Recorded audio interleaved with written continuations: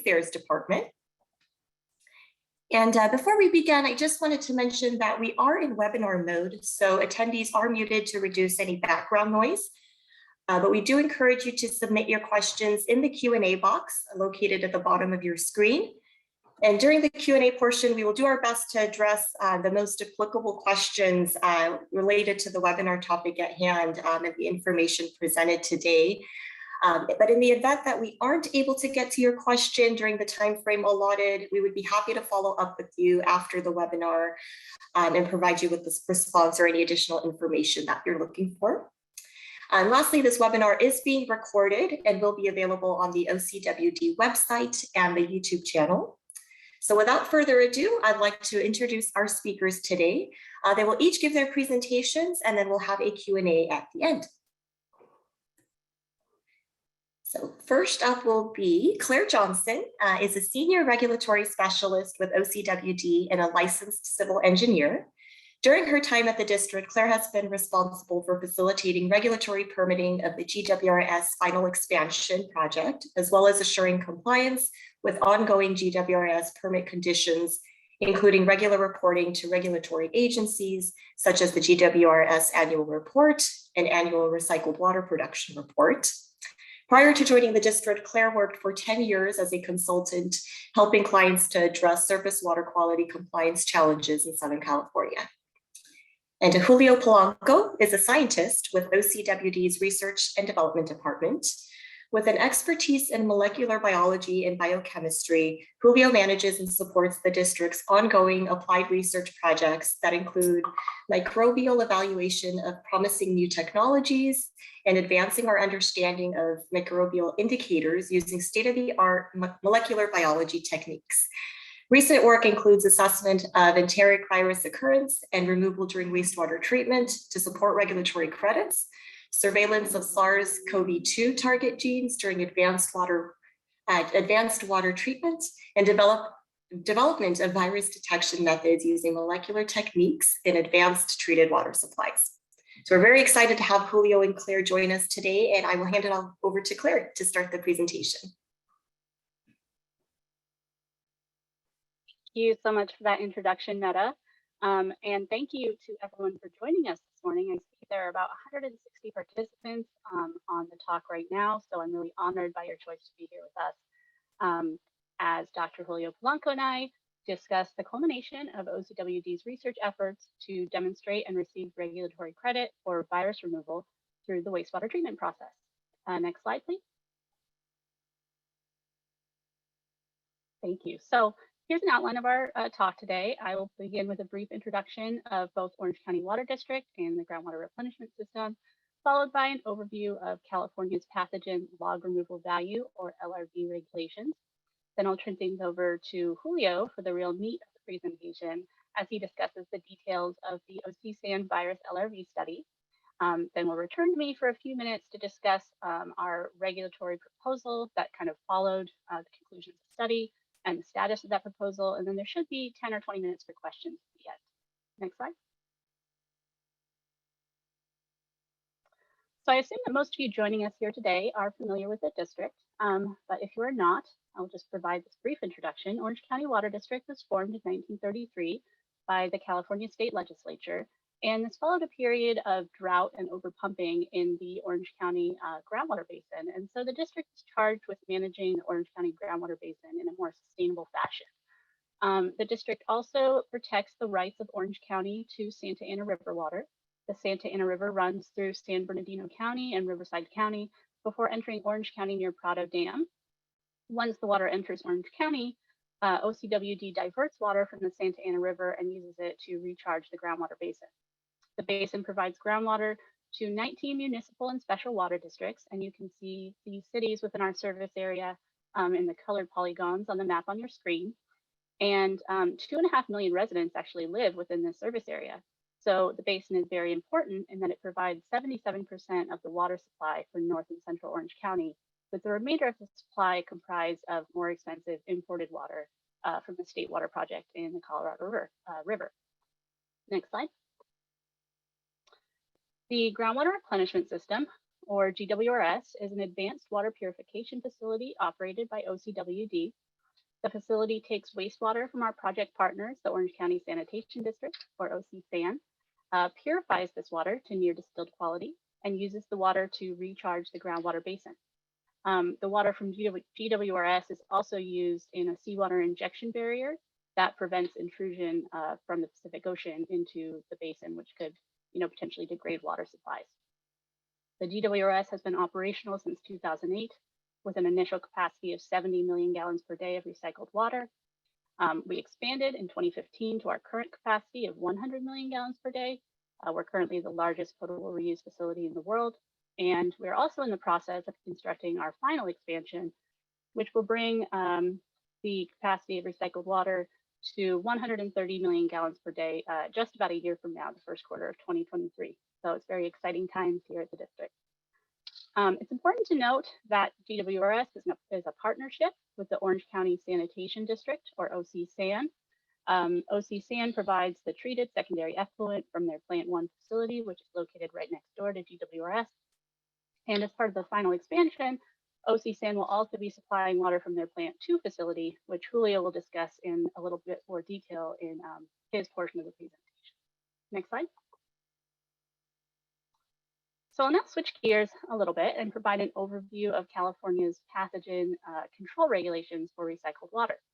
The requirements for pathogen control in California are driven by the California Code of Regulations, or CCR, and more specifically Title 22 of CCR. And the general framework for the requirements is that the level of required treatment is dictated by the permitted use of the recycled water, with increasing levels of treatment required as you increase the potential for human exposure to the water and to the associated pathogens. So on one end of the spectrum, kind of on the left-hand side of your screen, you might see something like irrigation of a Christmas tree farm or a palm tree farm, where the water really isn't coming into contact with the public. So on this end of the spectrum, the regulations might only require secondary treated undisinfected effluent. On the complete other end of the spectrum, so on the right-hand side of your screen, you have potable water, which people are obviously intentionally ingesting. And so this requires the highest level of treatment under the current regulations. Next slide. So in terms of the requirements for GWRS specifically, the project is classified as a groundwater augmentation project. And so the requirements for this project are quantified in terms of the potential log difference in concentration between raw wastewater influent, which is to say the sewage entering the Orange County Sanitation District prior to treatment, and potable groundwater, so following treatment and time in the groundwater basin. And the requirements are specifically focused on 3 target pathogens, one being enteric virus, which requires a 12 log reduction, and then the other 2 are cryptosporidium and giardia, which both require a 10 log reduction each. And I also wrote out that reduction in terms of percentages. You can see that's quite a large percent reduction. The underpinnings for these requirements for potable reuse are a public health objective of 10 to the -4 per capita risk of infection. And this is equivalent to the requirements for drinking water treatment facilities in the US EPA's surface water treatment rule. So I sometimes have trouble wrapping my head around such a big reduction as 12 log that, you can see written out in percentages. That's just a huge number. And so I wanted to kind of transform that into a more macro level scale that's kind of easier to see. So next click. A study out of Yale University in 2015 estimated there were about 3 trillion trees on the planet in that year in 2015. That's all the forests in all of the world. Next click. And so if you were to apply that same 12 log reduction to the trees on the planet, you would be left with 3 trees. You can see this is quite a large scale reduction that's required. Next slide. So this table provides a look at how GWRS obtains the required 12, 10, 10 log pathogen reductions currently. Just one more click, please. So outlined in the purple rectangles are the 3 major treatment processes at the GWRS Advanced Purification Facility. And each treatment process is credited for some amount of pathogen removal. The first process, membrane filtration, is credited with about 4 logs of removal for both Giardia and cryptosporidium, but we receive no virus credit for MF. This is followed by reverse osmosis, which is granted about 2 logs of credit for each of the 3 pathogens.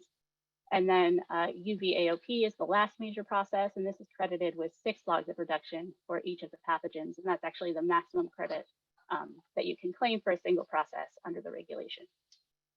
So the pathogen reduction through each of these processes is validated through a study, like the one that Julio will discuss today, and is verified through ongoing monitoring of a surrogate parameter.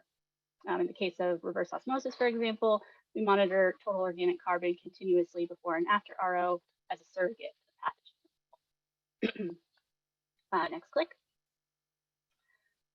Following the treatment facility, the water enters an environmental buffer, which in our case is the Orange County Groundwater Basin. And for each month the water spends in the basin, the project is granted 1 log of credit for virus reduction. So we currently claim 4 logs of credit for the 4 months that the water spends under the ground before it reaches any drinking water wells.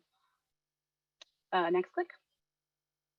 And so what the study that we're talking about today seeks to do is quantify the virus removal that's occurring through primary and secondary treatment at the sanitation district before water even enters the GWRS treatment facility. And not to ruin the punchline of Julio's talk, but we are proposing a 0.7 log virus credit for the secondary treatment at OC SAN. And Julio will tell you kind of how we arrived at that number, but this will lead to a total project virus credit of 12.7 log compared to the required 12 log. Next slide. So you may ask, well, why are we pursuing this additional credit? GWRS has gone by, since the regulations have come out with our current operations, and we have no problem meeting those 12-10-10 requirements on a day-to-day basis. And so the primary purpose of the OC SAN LRV credit is really redundancy. We still expect to continue to meet the 12 log enteric virus requirement under normal operating conditions. There is a rare occurrence of rare possibility in summer months when feed water temperatures are higher coming over from the sanitation district. This leads to a lower viscosity in the water, and this in turn leads to a lower rejection of total organic carbon across the reverse osmosis membranes.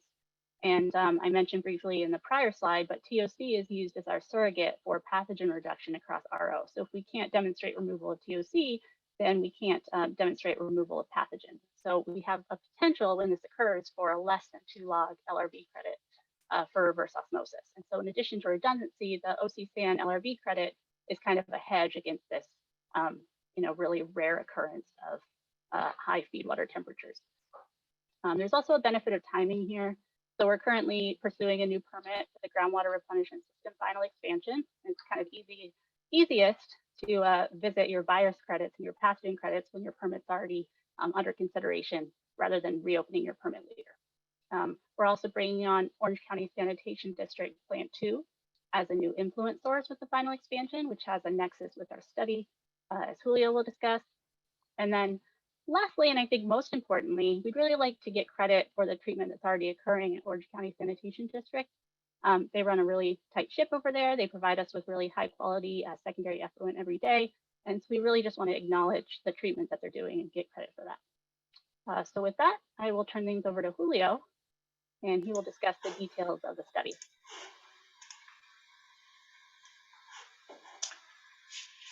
Great. Can you hear me there? Great. I think my camera's on. Thank you, Claire, for that introduction of the GWRS. Today, I will be talking about the virus study, specifically assessing virus removal at the Orange County Sanitation District, and some of that data that we obtained. Next slide, please. But before I do that, I wanted to acknowledge some of the study partners for the study, particularly the funding sources, which were the Metropolitan Water District and the Water Research Foundation. I also want to extend acknowledgement to the National Water Research Institute, which coordinated the scientific discussions and the panel meetings for assessing and reviewing this data. In addition to that, I do want to acknowledge the laboratory services that includes the Biological Consulting Services and Michigan State University that analyzed the enteric virus samples. In addition, I want to acknowledge the OC SAN laboratory staff, operators, and scientists who reviewed some of the data. They were essential for for obtaining these samples, and as well as I also want to acknowledge the Orange County Water District's research and development staff, as well as the water quality staff, which were instrumental to collecting some of these samples. Next slide, please. So some study background, as Claire mentioned before or earlier, the GWRS currently receives secondary effluent from the Orange County Sanitation District, plant number 1, that's shown on the top there on the graphic, that yellow box. Specifically, there are 3 secondary processes that are received by the GWRS. That includes 1 trickling filter secondary effluent and 2 parallel and separate activated sludge secondary effluent processes. As we mentioned earlier as well, after the final expansion, which is scheduled to complete in 2023, the GWRS will be adding on a 4th secondary effluent from the Orange County Sanitation District, plant number 2, shown on the bottom of the graphic there. That's about 5 miles south of the Orange County Sanitation District, plant number 1. So we'll specifically be receiving trickling filter secondary effluent, trickling filter solids contactor secondary effluent from that plant. I want to mention that the Orange County Sanitation Treatment process currently receives no log removal virus credit or log removal credit for viruses, and that this study specifically focuses on virus credit, not seeking additional credit for Giardia or Cryptosporidium. And also that there are other California recharge projects that receive wastewater treatment credit. Next slide, please. So the primary objective of this study was to obtain virus LRV credit for the wastewater treatment process. So we can break this down into 4 specific aims, which I've listed here. So the first one here is to quantify the virus, that is to go out into the plant, assess the quantity of viruses coming in and being treated out in the raw effluent and secondary effluent from both plants. So we did this over 24 sampling events over the 24-month period. Excuse me, 2-year period. Sorry, that number is confusing me. So 2-year period, 24 sampling events. And after we obtain this data, we then take this data and calculate log removal values for each monitored treatment process. We did this using log normal statistical modeling techniques, which I'll get into in my later slides.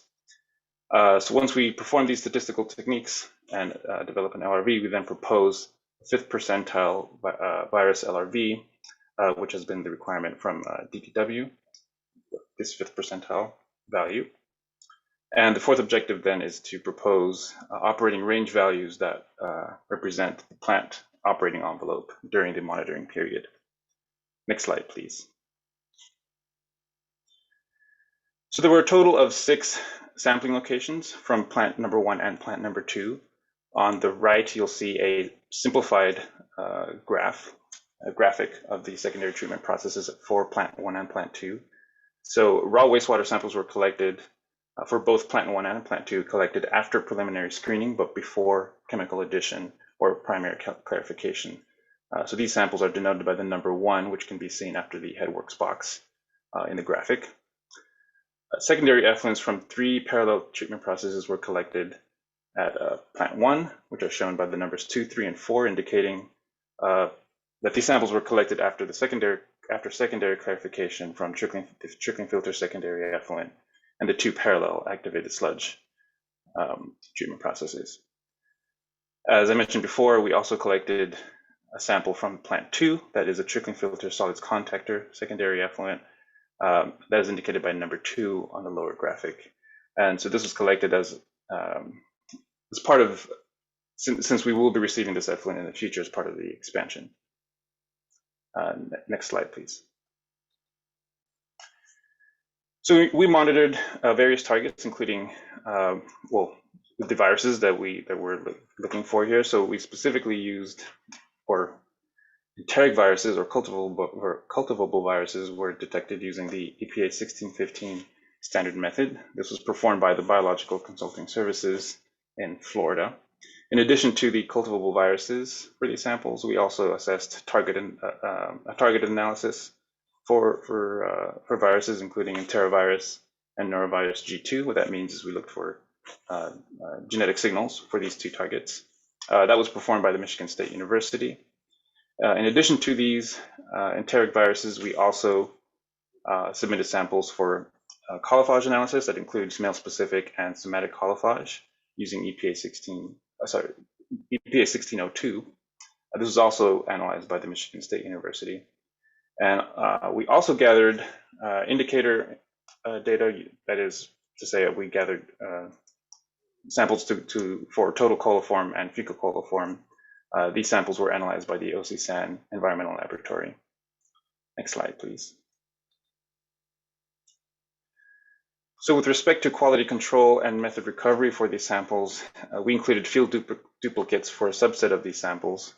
And we did, so this turns, what this means is we actually collected duplicates 2 times per site over the monitoring period. So what that means is for every site, as I mentioned, as you saw in the previous graphic, there were 2 duplicates incorporated for those. And for matrix spike recovery measurements, we did perform matrix spike recovery measurements, which is to as a control measure, right? So spike sample, what we do is we collect these samples in parallel to the native sample, and spike samples. These spike samples consist of known concentrations of coliphage and poliovirus. So approximately 1/3 of the raw influent samples collected were matrix spike recovery samples, and approximately 1/5 of the secondary effluent samples that we collected were also matrix spike recovery samples. So the data was used to calculate virus recovery, right, from these matrix spike recovery samples we collected. And the final recovery is calculated as a percentage of the spike target. So for example, the virus recovery for cultivable viruses was the average recovery for those observed for MS coliphage, somatic coliphage, and poliovirus. Now this approach is very similar to the DPR2 study, which used a very similar method to obtain this average virus recovery. Next slide. So here I'm showing some concentration data that we obtained for cultivable enteric viruses at plant number 1 and plant number 2. On the x-axis, you can see that the 24-month period in month and year. The gap in the middle there represents the pandemic shutdown period. On the y-axis, you can see the most probable number per liter, that is the concentration units provided by the infectivity assay. And you'll notice that this y-axis is on a log scale. So what you can see here are the black dots, which represent the raw influent concentrations for both plant 1 and plant 2. What I'm also showing here are the secondary effluent concentrations in the colored shapes with green triangles, blue diamonds, and boxes. What you'll notice is that the activated sludge 1 and activated sludge 2 secondary processes have low concentrations of virus, which indicates removal when we compare that to the raw influent. You'll also notice that the trickling filter effluent falls in between that. So you see those dark green triangles, which fall between the black dots, which represent the raw influent, and the blue shapes, which represent the activated sludge effluents. So I did want to mention that there were no non-detects in the influent or effluent samples that we collected. This is important because what we can see here then is there's removal for every single day, right? So for if you look at the secondary effluent points of those concentrations, they all fall underneath the raw influent point for that day. So what this means is we are seeing virus removal throughout the monitoring period. Next slide. And so the next step is to determine log removal, right? How do you quantitate virus log removal when you have a data set like that? So what we can do is we can visualize this by organizing the data in a probability distribution, which is what I'm showing here. On the x-axis is that probability. And on the y-axis, you can see the concentration of cultivable enteric virus at an mpn per liter, also on a log scale. And so this is just another way to show the data so we can easily compare the concentration values, right, so that we obtain for the raw influent and the secondary effluent and how they relate to one another. So what we're trying to get at is how we can see that there's a difference, right? So if you look at secondary effluent, for example, plant 1 trickling filter effluent, this distribution is lower than that of the raw influent. So there is removal.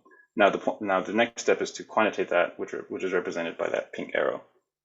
Next slide. To do this, we considered three log removal value calculation methods, and those are listed here. So the first one we considered, it was the same-day pairing approach. This assumes that the same water parcel is sampled from influent to effluent, and this is defined as a Lagrangian approach. With a wastewater treatment facility of this size and complexity, this is difficult to assume and accept because there's just a lot of things going on with parallel secondary treatment processes. The second approach we considered is the Monte Carlo approach. So this approach is an iterative log removal estimation based on influent and effluent statistical parameters. So we can define each distribution, such as the influent and then the effluent, independently with statistical parameters such as standard deviation, and use that information to then calculate log removal and multiple times, as I'll get into the next slide, and then we can establish what that log removal is for each secondary effluent, each treatment process. The third approach we considered is a covariance approach, which is a parametric evaluation of influent and effluent distributions that tests the variance of two dependent populations. So I'll get into this as well in future slides. So I kind of want to approach this with addressing the Monte Carlo approach first, as we did. So next slide, please. So for this Monte Carlo analysis, it's essentially a simulation that calculates an LRV 10,000 times, as I mentioned before, using statistical parameters defined by the concentration distribution. So you can express this mathematically, as I'm showing here, where the LRV is equal to this log term, which is the transformation of the concentrations. And this is followed by a term where you can take, for example, the concentration of the influent that is placed into the numerator, and then the concentration of the raw influent, which is placed in the denominator here. Next slide. So what we found is if we perform this calculation 10,000 times, we noticed that an overlap in concentration values resulted in some negative log removal values.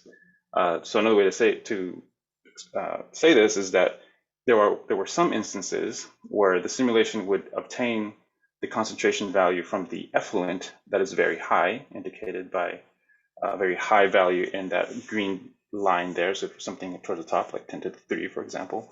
And in that same instance, the simulation would then obtain a low value in the raw influent, such as 10 to the 2. And what happens in this case is if you plug that into the equation there, it'll actually result in a negative log removal value.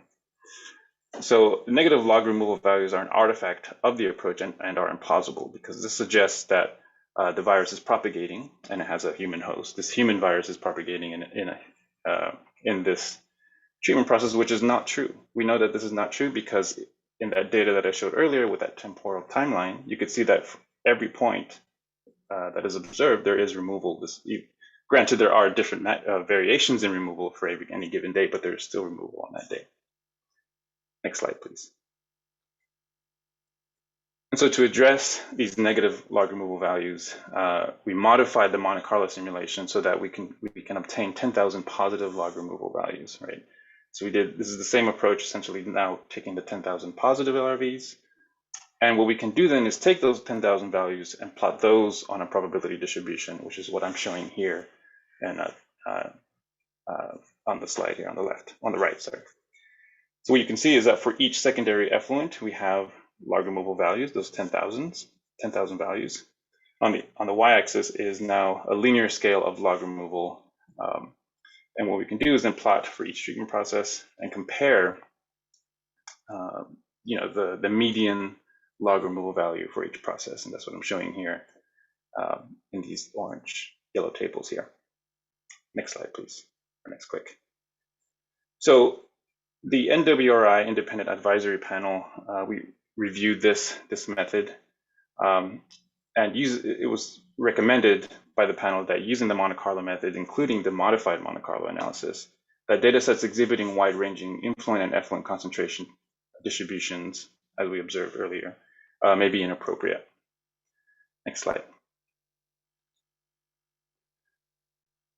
So as part of that, the NWRI Independent Advisory Panel also recommended that we approach this with using the covariance method, right? So the covariance method assumes and tests the correlation between log influent and log effluent values. Now, to express this mathematically, I'm showing the equation here. One of the equations that is used to calculate this. So log removal value here is then defined as the difference in the mean of log influent and the log effluent distribution, which is indicated by that mu LRV. And then there's an additive term here that is the plus z sigma var delta, which is where z represents the z-score or z-statistics, right? So that is just, we can use that z value to extrapolate our 5th percentile. And that sigma var delta is simply a term, a covariance term that uses covariance and variance of the two distributions that we're considering as part of the equation. Next slide. And so what we can do then is take, this is all, you can do this on an Excel sheet. We can determine and calculate variance of these two distributions. We plug that into that equation. We then input a z-score that corresponds to the 5th, 50th, and 95th percentile. We can then calculate those LRVs using those distributions, and that's what I'm showing here. So here's another probability distribution where I've simply plugged in 5th, 50th, and 95th percentile, which is what is shown. And what you can see here is that for, sorry, the T's are cut off there, but the LRV distributions for plant 1, activated sludge 1, and activated sludge 2 are greater than those of the trickling filter and trickling filter solids contactor. So in other words, the blue lines, right, are higher because on the x-axis here, or on the y-axis here, we can see that the linear log removal value is going up. And this makes sense because, again, if we look at the original data set with the temporal dot plot, right, that's what we observed. And so if we look at just the 5th percentile values, we can see that the plant 1 trickling filter process has the lowest 5th percentile LRV at 0.74 log. Next slide. So what we can do then is compare log removal values of that we obtained for the enteric virus cultivable data set, and compare that to other cultivable viruses, which include coliphage. And that's what I'm showing here in this bar chart. So here you'll see the 5th percentile log removal values calculated using the covariance approach for enteric virus. That's shown in the orange box. Somatic coliphage, which is shown in the dark blue boxes, and the male-specific coliphage, which is shown in the bright blue. Yeah, so what you could see is for plant 1 trickling filter, again, we see the lowest log removal values for that treatment process for all these viruses. Next slide. So I kind of wanted to shift gears as far as the data that we're looking at. So part of this study assessed the molecular methods, right? As I mentioned before, we looked at enterovirus and norovirus genotype 2. And so one question we had was how do these methods compare to a cultivable virus, and can they be used to calculate a log removal value for these processes? Next slide. So what I wanted to do is, or what I'm showing here are the probability distributions for the enterovirus target. So here specifically, we're looking for genetic material of enterovirus. You can see there's plant 1 on the right, or sorry, plant 1 on the left, plant 2 on the right. And again, you can see the black line, the black dots, which represents the raw influent concentration for both plants, and the secondary effluent, which is represented by the colored icons. What you'll notice immediately is that on the y-axis, you'll see enterovirus gene copies per liter. You'll see that the value of that concentration is fairly high when you compare that to cultivable virus. So we're seeing 10 to the 5 to 10 to the 6 in the influent, 10 to the 3, 10 to the 4 in the effluent. But what I want to note is you have to remember that these molecular methods simply detect genetic material and does not necessarily indicate that the virus is infectious. So while we are seeing higher concentrations, it is due to the sensitivity of this analysis. Next slide. And so one way to compare the cultivable data set with the molecular data set is to obtain a ratio, which is what I'm showing here, this ratio plot. So we took the ratio of the enterovirus and cultivable virus and calculated the samples taken on the same sampling day. This is shown for specifically just for plant number 1. So you'll see on the x-axis here is date. So on each sampling date, we've sort of done this ratio for the data that we have.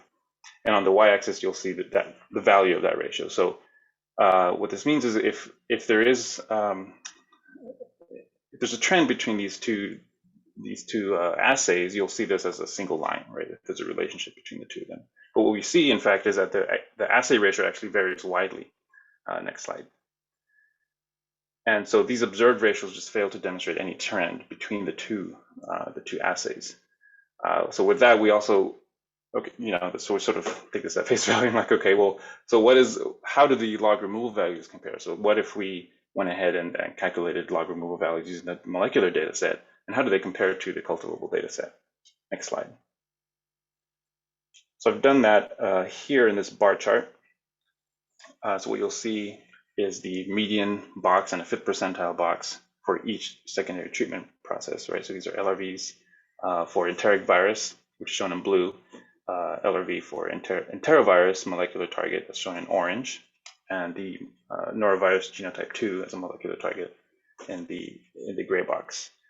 On the y-axis, you'll see linear virus log removal. So what I want to reiterate is that the proposed log removal credit value from this study is based on the cultivable virus data. And what you can see from this comparison analysis is whether you're looking at median or the 5th percentile, the plant 1 trickling filter log removal values are consistently the lowest, right, of the 4, followed by plant 2 trickling filter solids contactor. So this just supports the conservative choice of using plant 1 trickling filter as a cultivable data set as the basis for LRV. What I also want to mention is that despite the inherent differences, as we saw in that previous slide, where there's almost no relationship in the concentration or in that ratio analysis, we can still see that plant 1 trickling filter exhibited the lowest removal, followed by plant 2 trickling filter solids contactor LRVs for both the cultivable and ddPCR measured viruses. So these molecular LRVs. Next slide. Okay, so and to summarize some of the data that I went through today, I wanted to go through each objective and sort of make a statement here. So for objective 1, which was to quantify the influent and effluent pathogen concentrations, we ultimately propose an LRV credit from this study based on the cultivable virus data and not the molecular virus data. Additional work is needed to optimize the molecular methods to do any sort of proposal from that data set. And for objective 2, which was to calculate LRVs using each monitored treatment process, we considered multiple statistical approaches, including the Monte Carlo approach, the modified Monte Carlo approach, and the covariance approach. The covariance approach was chosen for determining the virus LRV as recommended by the NWRI Independent Advisory Panel. Next slide. For a third objective, which was to propose a 5th percentile LRV, I want to mention that we did consider an amalgamated LRV, right? So we have the four treatment processes, and we wanted to mathematically sort of show that we can combine the data from all 4 processes to propose one single LRV. But due to the complexity of calculating such an amalgamated or combined LRV for all of these processes, the 5th percentile value of the least effective treatment process was chosen instead as a conservative measure, right? And so this is a conservative measure to represent all the 4 processes. And another thing I wanted to mention is that the report will be available fairly soon. The WRF project number 5041, which is the study, will be submitted this week. So that will be online shortly. And I think that is my next, can I see the next slide, please? Yeah. So I'll hand it off to Claire to go over the operating range values and the status of the LRV credit. Thank you so much, Julio, and thanks for that summary of the study. It's really interesting stuff. So actually, this slide, I think, will touch on a question that we just received in the chat about operating range values. So that was actually the 4th objective of the study, was to define operating range values for each of the secondary treatment processes. Title 22 requires an ongoing surrogate monitoring to verify pathogen removal. And so how we accomplish that in this case is to look at parameters that are measured at least daily through each of the secondary treatment processes. And these parameters were recorded through the course of the entire 24-month study. And then the research team performed some statistical analyses on the daily parameters that they had collected to determine what was normal during the study period and what was considered a statistical outlier. And that's how they defined kind of the normal operating envelope during the study. And so breach of these ORVs represents a deviation from the normal operating envelope that was observed during the 24-month study period. So to give kind of an example of what I'm talking about, let's turn to the table on your screen. So on the first line of the table, it shows the operating range value selected for the AS1 process at OC Sand Plant 1, which is an MCRT or mean cell residence time of greater than 3 days. And so what this means is that an MCRT of greater than 3 days was considered normal during the study, but anything less than 3 days would be considered a statistical outlier and would be considered a breach. These ORVs, it should be noted, are not directly related to any benchmark, performance goal, or effluent limitation over at the sanitation district, not a permit limit, for example. Instead, they just describe the normal conditions observed during the study. At the bottom 2 rows of the table, you'll notice that we also defined ORVs for the MF feed and MF effluent monitoring locations at the GWRS facility.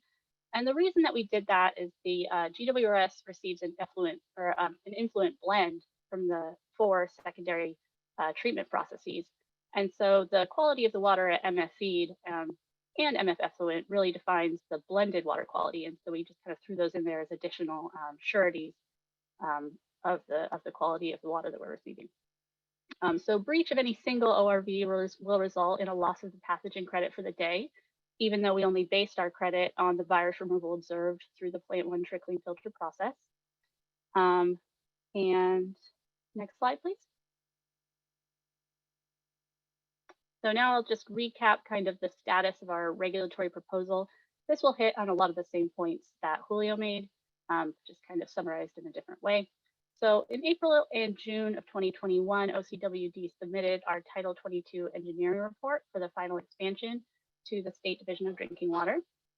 And in this report, we initially proposed a virus credit based on a flow-weighted modified Monte Carlo approach. So flow-weighted in that we were trying to come up with an amalgamated credit based on all 4 treatment processes rather than just the trickling filter process.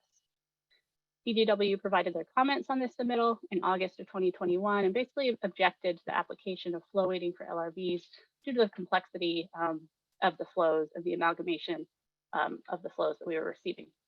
Next slide. So in September of 2021, OCWD presented some alternatives to flow weighting to our National Water Research Institute GWRS Independent Advisory Panel. Julio mentioned them a couple times, but I'll just take a second to kind of give you a background on that. So these are 9 independent experts who we call on just about annually to weigh in on various operational issues in the facility over the course of the year. And it's facilitated by the National Water Research Institute. So we presented this issue to them. And in November of 2021, they issued a report in which they suggested that we revise our approach from the Monte Carlo statistical analysis to a covariance-based statistical approach. They also advised that we select the single lowest process LRV, so the Plant 1 trickling filter LRV, rather than try to flow weight and come up with an amalgamated credit. Next slide. So the current status is that we have presented a covariance-based virus LRV proposal to the Division of Drinking Water, and they're currently evaluating that proposal. We do anticipate to receive some credit for virus reduction through OC-SAN in our final conditions for the Groundwater Replenishment System final expansion. However, it's TBD whether that credit will be the 0.7 that we've discussed today or some different credit value. And so with that, I believe that's my last slide. I just wanted to reiterate our thanks for your joining us today. And I believe it looks like we have about 15 minutes for questions. So Meta, if you would like to facilitate that. Thank you. Thank you so much, Claire and Julio, for your presentations today. Yes, we have been getting some questions in the Q&A box, so we could dive right in if we'd like. And I just wanted to remind our attendees again today, we're going to do our best to get through all the questions that have been asked based on the program information that have been presented today, specifically the pilot study. But of course, if there are other questions that you have, please do get in touch with us and we'll follow up. But I wanted to make sure that questions specifically related to the information presented today, especially on our study here, have a chance to be answered by our experts here today. So thank you, Julio and Claire, for making yourselves available for the Q&A. I'll start with one of them here. Some years ago, one of our attendees had heard that OCSAN had also used an activated sludge process at plant number 2. Is that still in existence, and is that involved in this particular project? Yeah, I believe that still is in existence. I'm not entirely sure, to be completely honest, but so this was not considered for this particular project because the plan is to receive the trickling filter secondary solids contactor secondary effluent from plant number 2. So the study was tailored to look at the effluent virus concentrations for that particular process. Yeah, I can kind of expand on that a little bit also.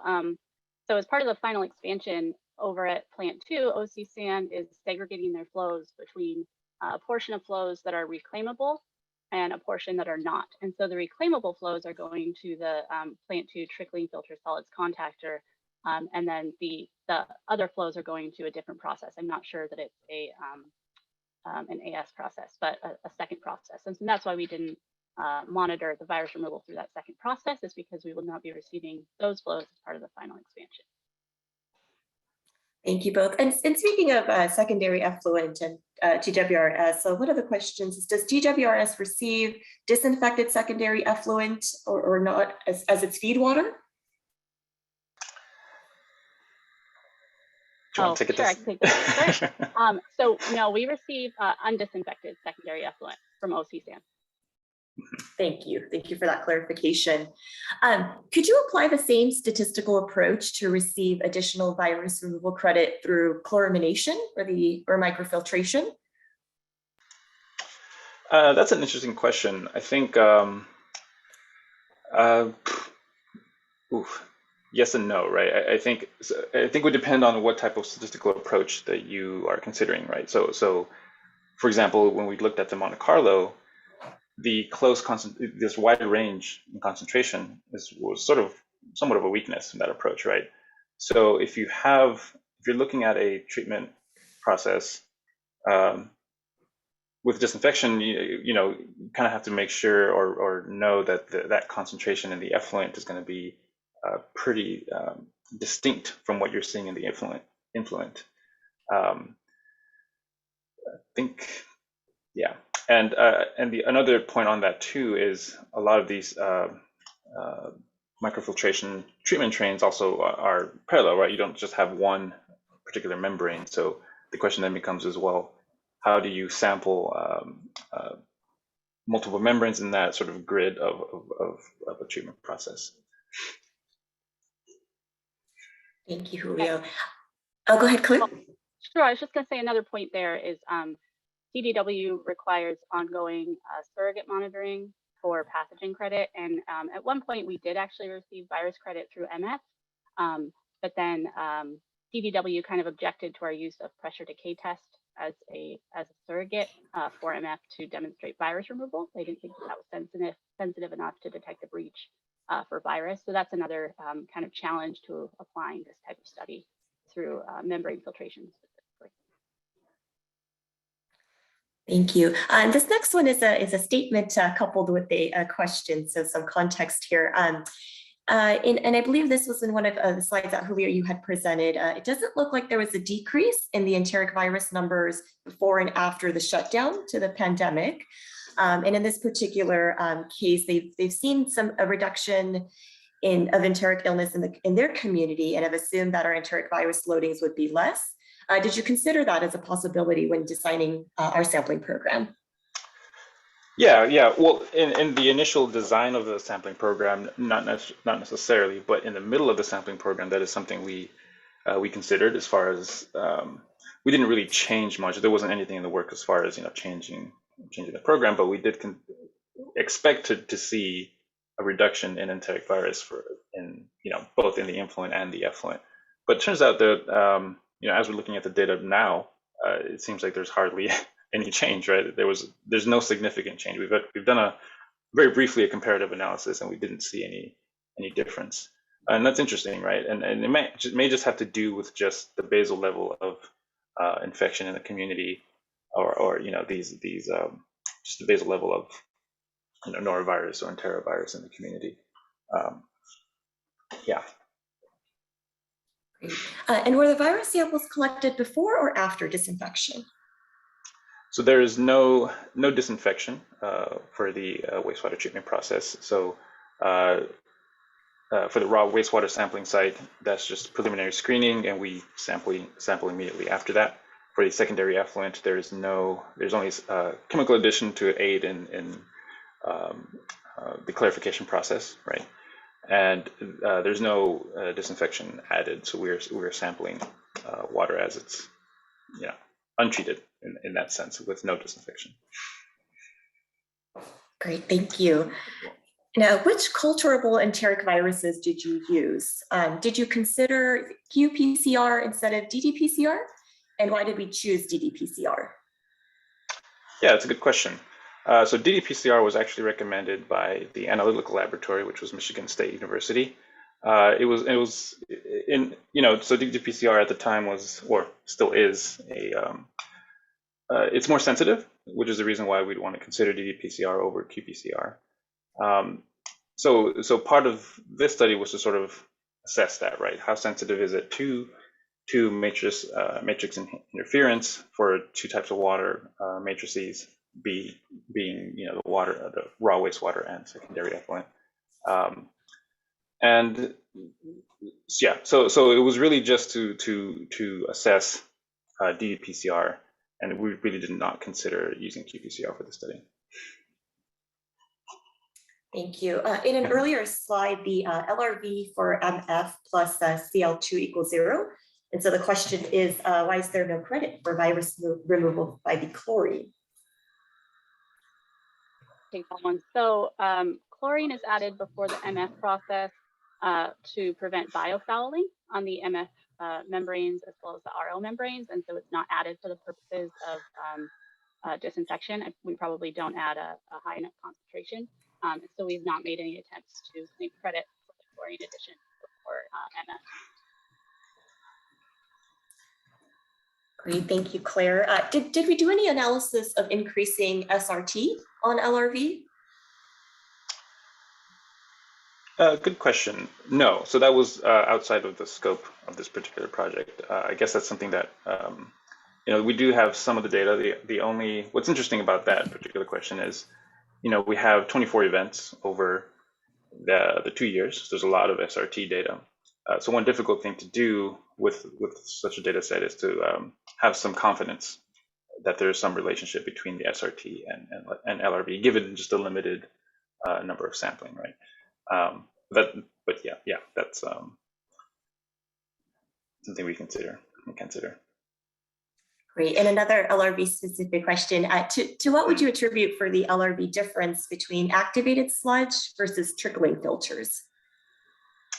Ooh, good question. One moment here. So trickling filter is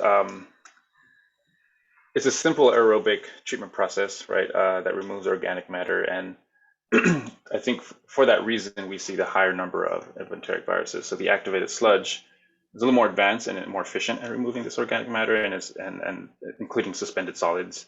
So these viruses may just become inactivated, associated with these solids, and just be removed from the water portion. So as this water is getting treated through these two different treatment processes, we see that difference in the effluent.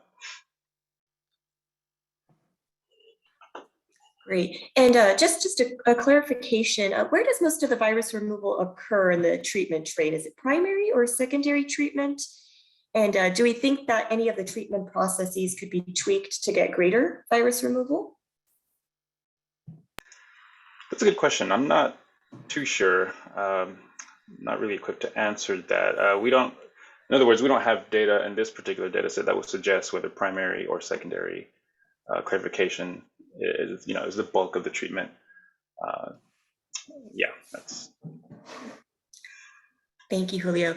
Did you look at defining the operating envelope for each of the secondary treatment processes? So once defined, operating within that, would that ensure the log removal is occurring, allowing it to become a CCP?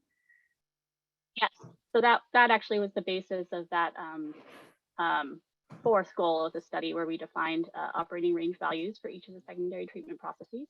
And so MCR2 was the basis for the operating range value for the two activated sludge processes, and then SRT and I believe BOD were the basis for the ORVs for the other two processes. Great, thank you. Is there any preliminary feedback or DDW feedback on the covariance approach that you might be willing to share with us, Claire? Yeah, so we provided DDW with our initial proposal about 3 months ago now.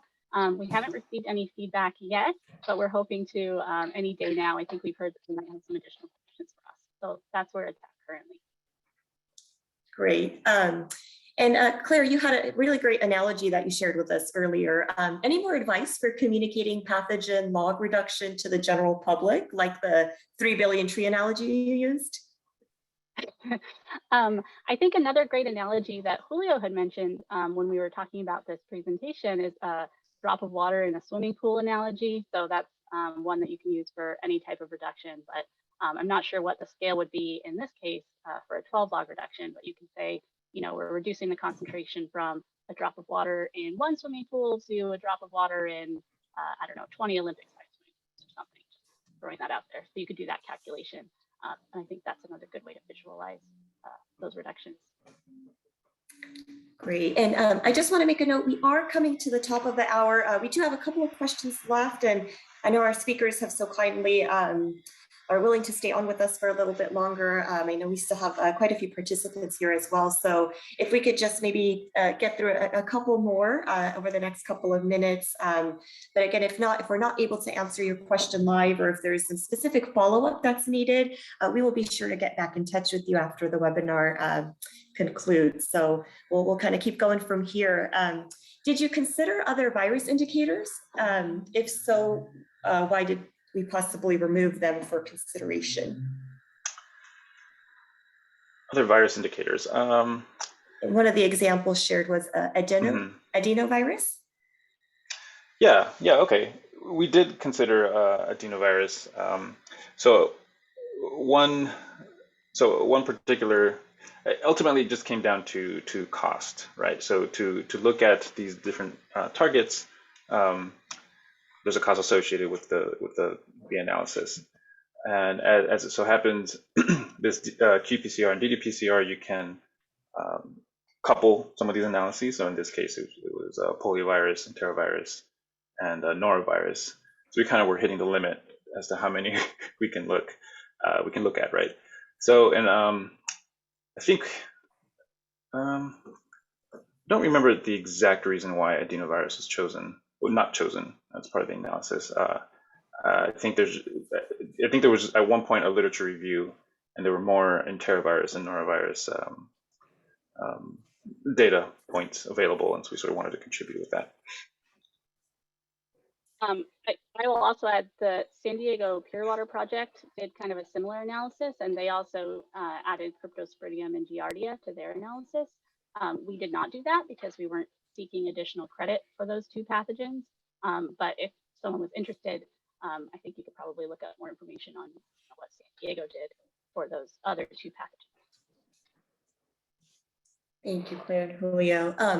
And I believe this has been shared, but if there's a point maybe of something to elaborate on, but can you explain the pathway of getting LRV credit for a different facility or organizations work? Are there some requirements of shared SCADA or anything like that in order to receive the credit for OCSAM's work? So that's something that we'll have to work through as we work on our operations plan for the final expansion. There will need to be some additional coordination between the operations team over here and over at OC San. It might just be, them reporting their values to us at the end of the month. Again, primarily because we're not using this to form the primary basis for our pathogen crediting. It's really just a backup.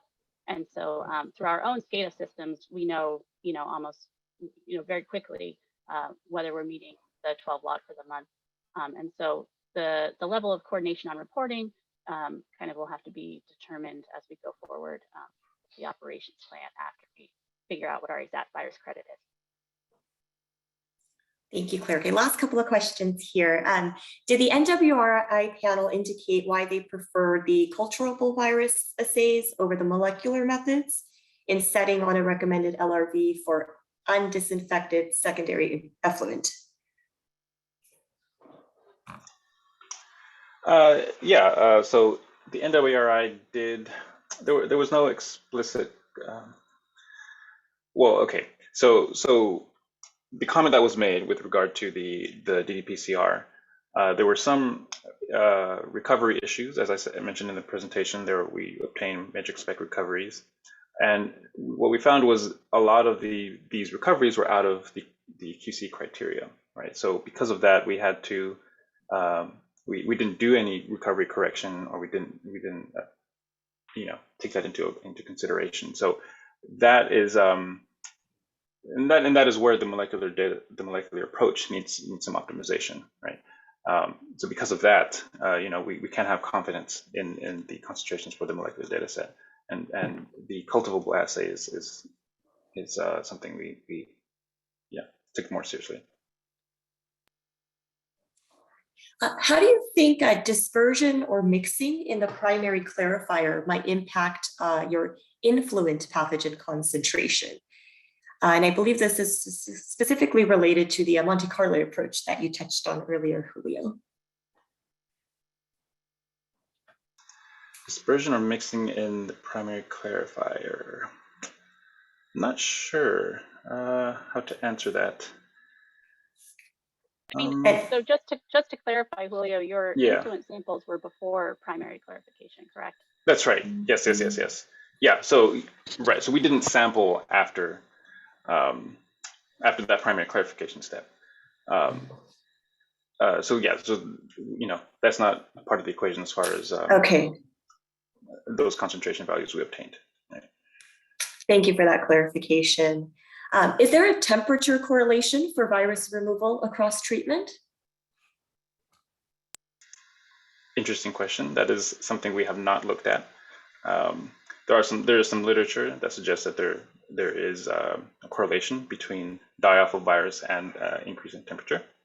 However, this was not reviewed for this study. Okay, and then last question related to this study today. For the molecular approach, was matrix recovery applied? And if so, what was used to spike the samples? Yeah, so we did, as I mentioned earlier, we did evaluate, we did use matrix spike recovery. We collected samples that were spiked with the targets that we look for. So specifically norovirus, poliovirus, and coliphage in known concentrations. So these matrix spike recovery samples were collected in parallel to the native sample, and the data from that those recovery samples were out of the QC criteria. Thank you, Julio. And if I may, I'll end on one final question that we received during the Q&A process, or during the registration process as well. And I believe, Claire, you may have some input on this. What controls would be needed to put the water directly into the service lines instead of the aquifer, if we were to explore that? That's a good question. It's a little bit tricky to answer, partially because this is an indirect potable reuse facility. And so the study really focused on IPR, where we aren't putting the water directly into the water distribution system. California does not currently allow direct potable reuse or DPR. So the regulations surrounding that are still draft. In the draft regulations, there are some differences that if they're carried through to the final regulation would make a study of this kind challenging. One of those being in the IPR regulations, DDW requires ongoing pathogen surrogate monitoring, for your validation of your pathogen removal, which has been taken to mean kind of a daily measurement, is good enough. For the DPR regulation, at least in the draft format, they've specified a continuous online measurement. And so that could certainly be challenging if you were trying to do an online measurement in a wastewater matrix. So that's, I think, one difference or one control that would be needed. That would, that'd be different between this study and a DPR context. Thank you, Claire. Well, again, so that concludes our Q&A, and I just wanted to thank you all again for joining us, and thank you for those of you that stood with us past the hour. And again, especially thank you to Claire and Julio for your great presentations today, and also for staying on a bit longer to address some of the questions. I think there were some questions that may involve a few more follow-up or detailed information. So we will be circling back with you both and our attendees who have asked these questions, and make sure we get some responses back. And I just want to send a final reminder that a webinar recording and the presentation slides will be available on the OCWD website. Again, if you think of anything, please email us at info@ocwd.com with your question or comment. So thank you again, and have a great day, everyone.